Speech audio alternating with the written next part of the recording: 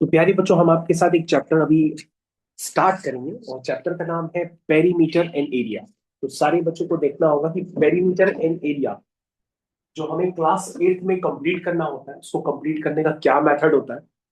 क्योंकि perimeter and area बच्चों अभी से नहीं चल रहा है, perimeter and area basically class 6 से चल रहा है लगातार। और इस बार काफी ज्यादा अपडेटेड फॉर्म में आपके पास क्लास 8 में आ चुका है पेरीमीटर एंड एरिया। तो बच्चों सबसे पहले एक्सरसाइज 16.1, 16.2, 16.3, इसमें तीन तरह की एक्सरसाइज है जिसमें आपके पास सर्कल तक इंट्रोड्यूस होगा। और बच्चों मैं आपको बता दूं कि आपके पास एग्जाम्स में जो ज्यादातर क्वेश्चंस होंगे वो एक्सरसाइज 16.2 और 16.3 से होंगे, लेकिन क्वेश्चंस आसान होते हैं। और 16.1 एक्सरसाइज बच्चों, उसमें से भी एक क्वेश्चन हो सकता है। मैं आपको मार्किंग स्कीम बता देता हूं फाइनल एग्जाम में। 16.1, 16.2, 16, 16.3, इनको मिला करके टोटल 10 नंबर का वेटेज होगा आपके पास। यानी 10 नंबर के क्वेश्चंस आपके पास पेरीमीटर एंड एरिया से आने वाले हैं। तो बच्चों अभी हम आपका तो ज्यादा टाइम नहीं ले रहे। सबसे पहले सारे बच्चों को यहाँ पर हेडिंग डालनी है एक्सरसाइज 16.1 और पहले क्वेश्चन को क्रॉप करना है और उसको कंप्लीट करते हैं। पहले क्वेश्चन को सारे बच्चे पहले पढ़ना अपनी स्क्रीन पे स्टार्ट करेंगे। This is your exercise 16.1 perimeter and area. Exercise 16.1, 16.1 perimeter and area.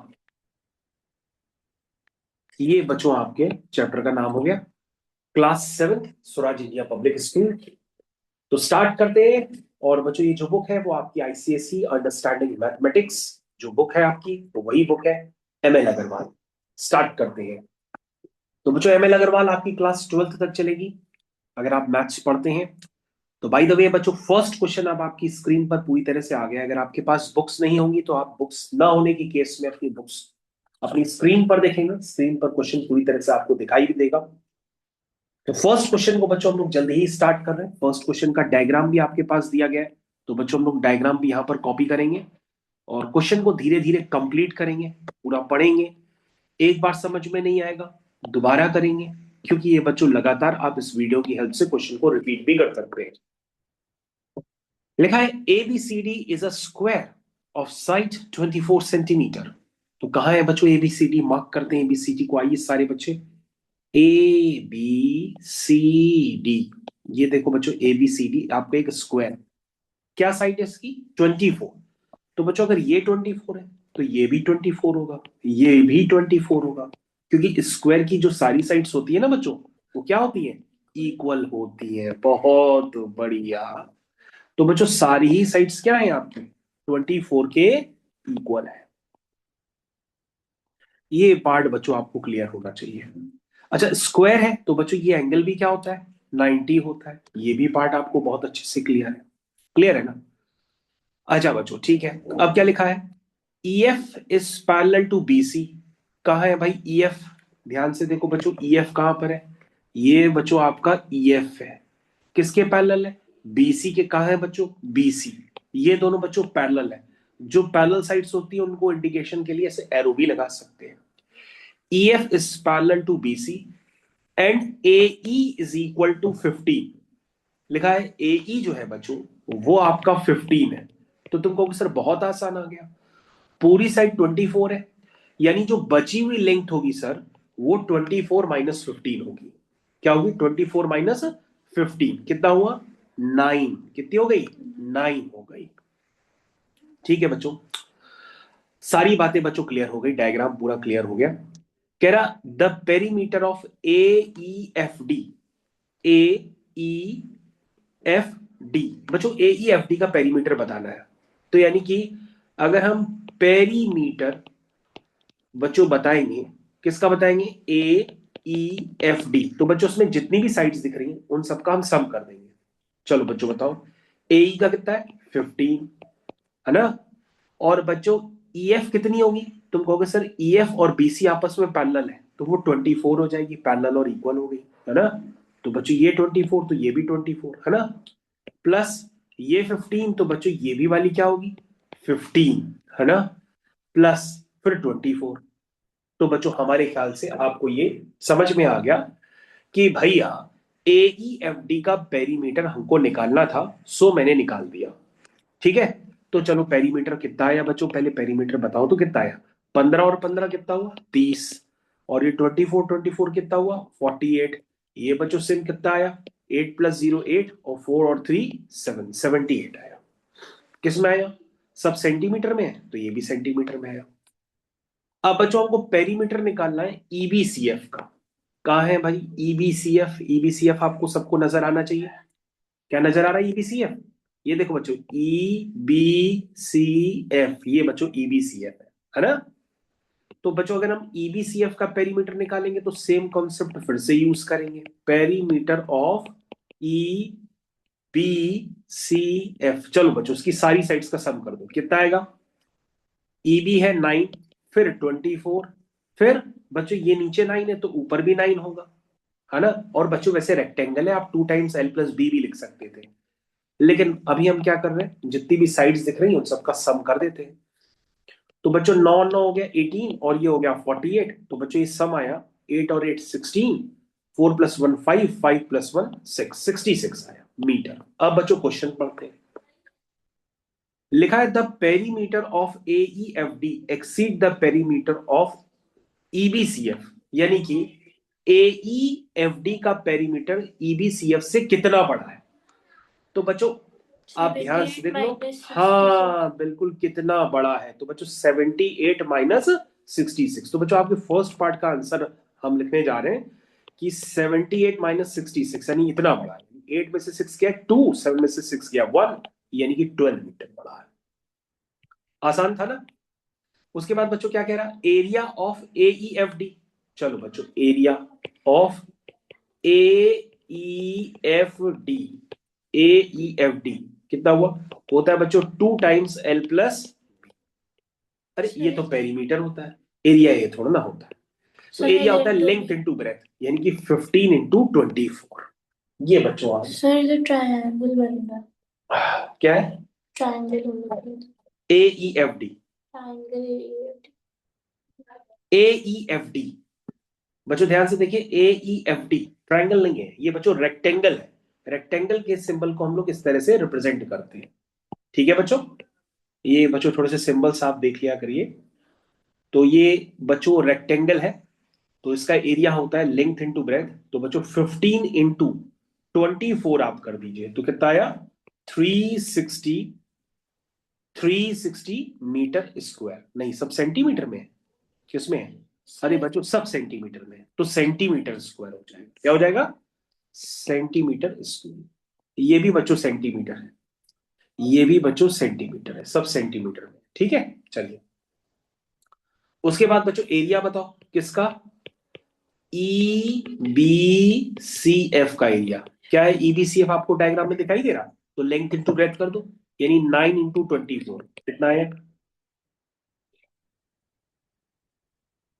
216 centimetre square. अब ये पूछ रहा है AEFD का एरिया EBCF से कितना बड़ा है, तो माइनस कर दो तो आंसर आ जाएगा। तो 360 - 216 यानी कितना आया 360 - 216 कितना बड़ा है 144 सेंटीमीटर स्क्वायर। तो बच्चों फर्स्ट क्वेश्चन आपका पूरी तरह से कंप्लीट हो गया है। सारे बच्चे अपने फर्स्ट क्वेश्चन की तरफ ध्यान दें। फर्स्ट क्वेश्चन बच्चों पूरी तरह से आपका कंप्लीट। क्या ध्यान जा रहा है बच्चों, फर्स्ट क्वेश्चन आपका पूरी तरह से कंप्लीट हो चुका है।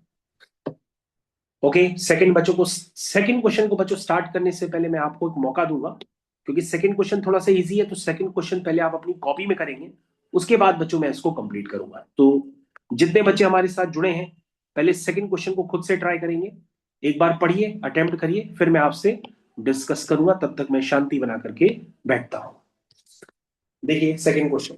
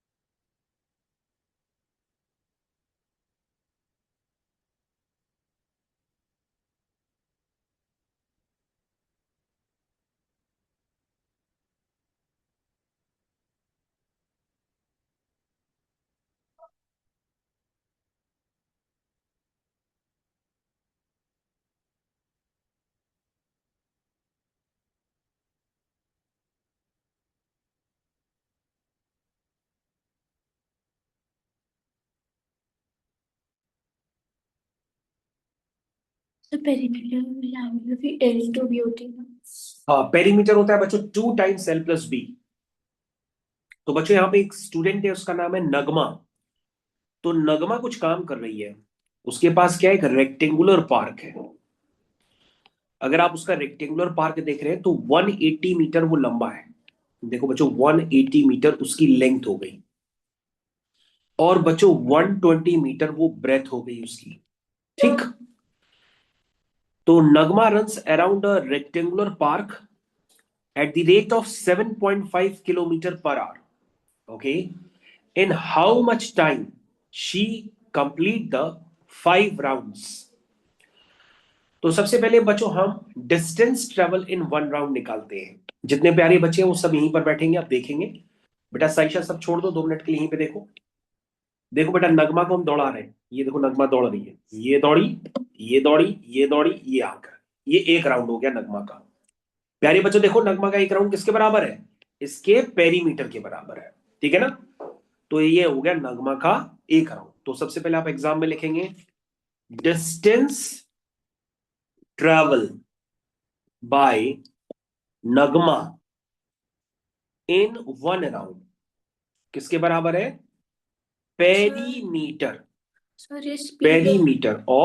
Perimeter of rectangle. और बच्चों पेरीमीटर रेक्टेंगल का कितना होता है, 2 टाइम्स L+B। तो बच्चों 1 राउंड में सबसे पहले निकालते हैं कि उसने कितनी डिस्टेंस ट्रेवल की है। 180 प्लस 120, 8 9 10 हो गया, एक एक 2 और एक 3 हो गया, यानी कि 600 मीटर उसने डिस्टेंस ट्रेवल की है 1 राउंड में। तो बच्चों जब नगमा ऐसे लौट करके आई तो 600 मीटर, फिर ऐसे गई तो फिर 600 मीटर, फिर 600 मीटर। तो बच्चों ऐसे 5 बार उसने ट्रेवल किया। तो टोटल डिस्टेंस कितनी ट्रेवल की, नगमा ने टोटल डिस्टेंस ट्रेवल की है 600 × 5, यानी कि 3000 मीटर डिस्टेंस ट्रेवल की है। अच्छा बच्चों, इसको हम 3 किलोमीटर भी कह सकते हैं या 3000 मीटर भी कह सकते हैं, है ना, क्योंकि मीटर को किलोमीटर में कन्वर्ट करने के लिए 1000 से डिवाइड कर दिया मैंने। तो 3000 मीटर मतलब 3 किलोमीटर। ऐसा हमने क्यों किया, क्योंकि बच्चों यहाँ पे नगमा की जो स्पीड दी हुई है ना, जो इसकी स्पीड है वो है 7.5 किलोमीटर पर आवर, तो उसकी स्पीड किलोमीटर।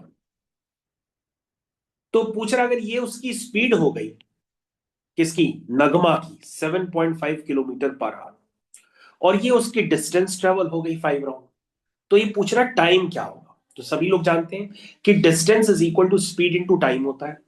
तो बच्चों टाइम कितना लगेगा, टाइम होगा डिस्टेंस अपॉन स्पीड। क्या हो जाएगा, डिस्टेंस अपॉन स्पीड। तो बच्चों डिस्टेंस कितनी थी, 3 किलोमीटर, स्पीड कितनी है, 7.5 किलोमीटर पर आवर। तो बच्चों आप लिखोगे तो लिख भी सकते हो ये किलोमीटर पर आवर, तो किलोमीटर किलोमीटर कैंसिल हो जाएगा, मतलब ये टाइम आर में आ जाएगा। टाइम किस में आ जाएगा बच्चों, आर्स में आ जाएगा, समझ रहे हो ना, क्योंकि वहां पे स्पीड किलोमीटर पर आवर में है, तो टाइम किस में आएगा, आर्स में आएगा। तो बच्चों ये 3 किलोमीटर डिस्टेंस है और 7.5 इसकी स्पीड है, तो ये आपका टाइम आ गया आर में। और बच्चों उसको आप सिंप्लीफाई कर सकते हो। सिंप्लीफाई करने के लिए पॉइंट हटा करके ऊपर एक जीरो लगा दो। 3 1 जा 3, 0, और 3 2 जा 6, 3 5 जा 15, 5 2 जा 10, 5 5 जा 25, यानी कि 2/5 आवर्स, 2/5 आवर्स ये बच्चों आए। 2/5 आवर्स आंसर बच्चों आ गया है। इसको आप 0.4 आर भी लिख सकते हैं, और अगर आप इसको मिनट में कन्वर्ट करेंगे तो आर को मिनट में कन्वर्ट करने के लिए आप 60 का मल्टीप्लाई करेंगे, तो ये मिनट में भी कन्वर्ट हो जाएगा। ठीक है। तो बच्चों ये आपका आंसर आ गया 2/5 आवर। अगर आप इसको 60 में कन्वर्ट करेंगे तो ये 12 हो जाएगा, तो 12 2 जा 24 मिनट्स आ जाएगा। तो बच्चों मिनट्स में आपका 24 आंसर है, और आर में आपका 2/5 आर है। ठीक है, मेरी बात समझ पाए सब लोग भाई। ये बच्चों आंसर है आपका, यही पीछे आ रहा आंसर, 24 मिनट या 2/5 आवर्स। क्या आप लोग समझ पाए क्वेश्चन किस तरह से किया गया है। यस। ओके बच्चों, तो बच्चों अगर आप क्वेश्चन समझ गए हैं तो आपके पास ये सारे क्वेश्चंस के सॉल्यूशंस तो आ ही जाएंगे, लेकिन आप समझने का ज्यादा प्रयास करिए कि कैसे हमने क्वेश्चन किया। तो बच्चों अब आपके साथ पास टाइम है 2 मिनट का, तो आप थर्ड वाला क्वेश्चन जरा अब एक बार अपने आप से पढ़ के थोड़ा कॉपी में करिए। स्टार्ट करिए थर्ड क्वेश्चन को। सभी बच्चों के पास अपनी बुक्स भी हैं, तो एक बार उसको करिए।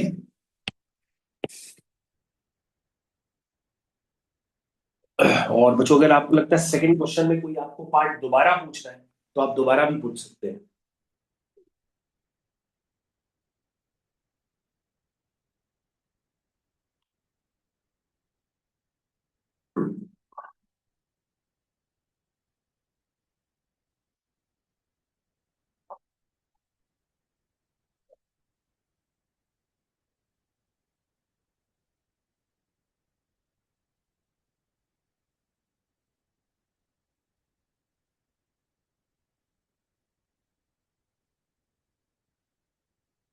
Sir area is equal to length into breadth. हाँ, एरिया बच्चों रेक्टेंगल का होता है लेंथ इनटू ब्रेथ, और स्क्वायर का होता है साइड का स्क्वायर, और रेक्टेंगल का पेरीमीटर होता है 2 टाइम्स L+B, और स्क्वायर का पेरीमीटर होता है 4 इंटू साइड। ये बेसिक जानकारियां हैं।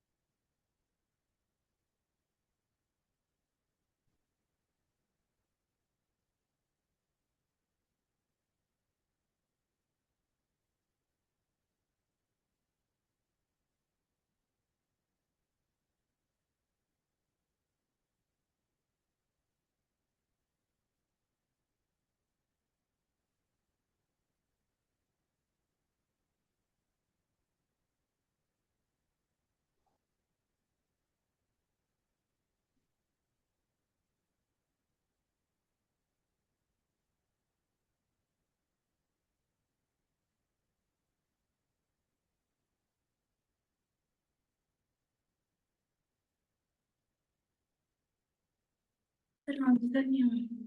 तो प्यारे बच्चों, आपने, आशा करता हूं कि ये क्वेश्चन अभी तक अटेम्प्ट कर लिया होगा।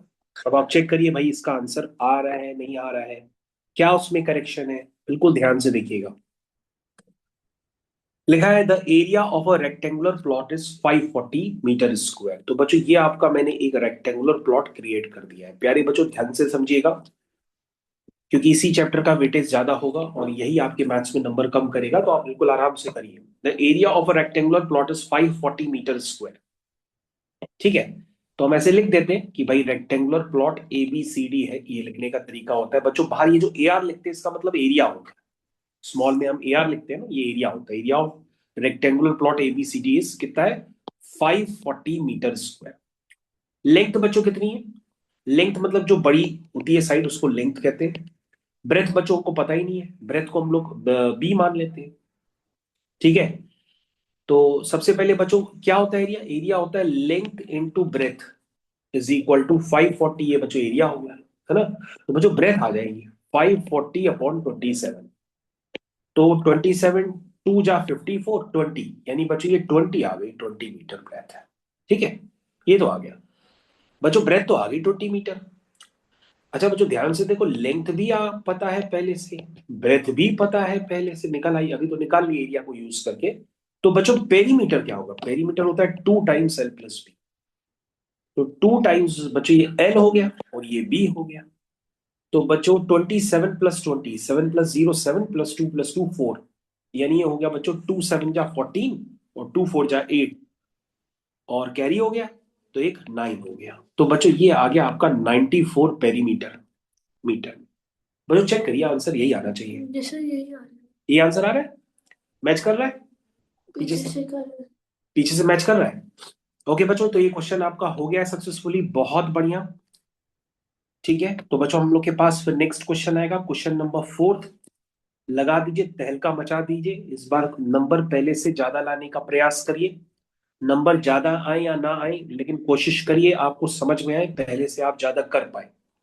जितना कर पाए उतना अच्छा है, लेकिन करते चले जाइए, धीरे धीरे आप आगे बढ़ते जाएंगे। क्वेश्चन नंबर 4 को सारे बच्चे ट्राई करेंगे, फिर हम उसको करेंगे। पढ़िए आराम से।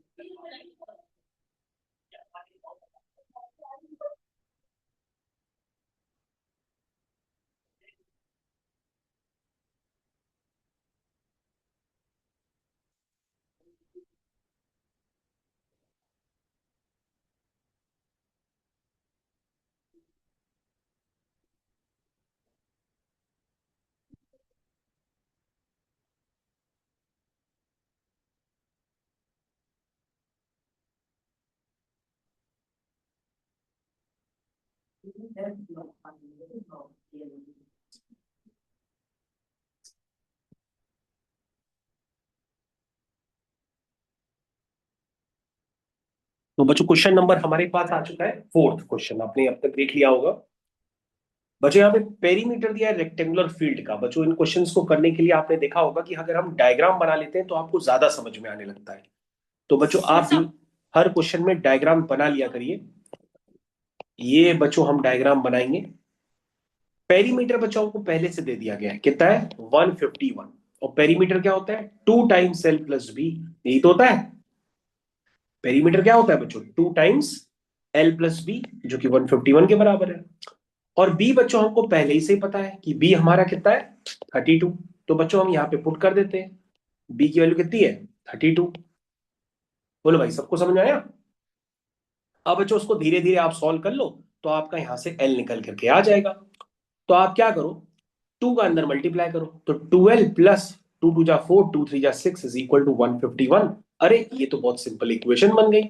ये 151 माइनस 64, तो 2l is equal to 11 minus 4 7, 15 minus 6 कितना होता है 9, लेकिन एक कैरी ली थी तो 8 हो गया, तो 87 हो गया। तो बच्चों एल आ गई 87/2, यानी कि 2 4 जा 8, उसके बाद 2 2 3 3 जा 6 और 2 5 जा 10। बच्चों एल आ गई 43.5। अच्छा बच्चों अब क्या पूछा गया था, एरिया भी पूछा गया था। एरिया बच्चों क्या होता है, लेंथ इंटू ब्रेथ। तो बच्चों लेंथ क्या थी आपकी 87/2 मतलब 43.5, और बच्चों ब्रेथ क्या थी 32। तो बच्चों अगर आप ध्यान से देखें तो हम एरिया निकाल लें, ये 2 1 जा 2 हो गया और ये 16 हो गया, 87 इंटू 16 कर दीजिए, आपका एरिया निकल करके आ जाएगा, या जैसे भी आप निकालें आंसर यही निकल के आएगा।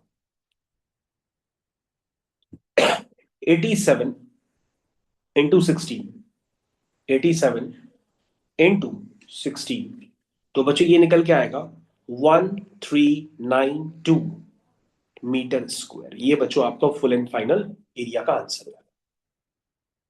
तो बच्चों आपने 4 क्वेश्चन कंप्लीट कर लिए हैं, और इसके पहले आपने लीनियर इक्वेशंस को भी अच्छे से कंप्लीट किया है। और बच्चों मैं आपको बता दूं कि ये आगे के पेरीमीटर एरिया के इस एक्सरसाइज विच इज 16.1, उसके आगे के 5 6 7 8 ये भी क्वेश्चन बच्चों बहुत आसान है। तो आगे के 4 क्वेश्चन भी आप खुद से ही कर सकते हैं। आपका टाइम ओवर हो चुका है, आप आराम से जा सकते हैं, क्लास ओवर हो रही है। और ये 4 क्वेश्चन आगे के और अटेम्प्ट करिए, बचे हुए काम कंप्लीट करिए। थैंक यू, धन्यवाद।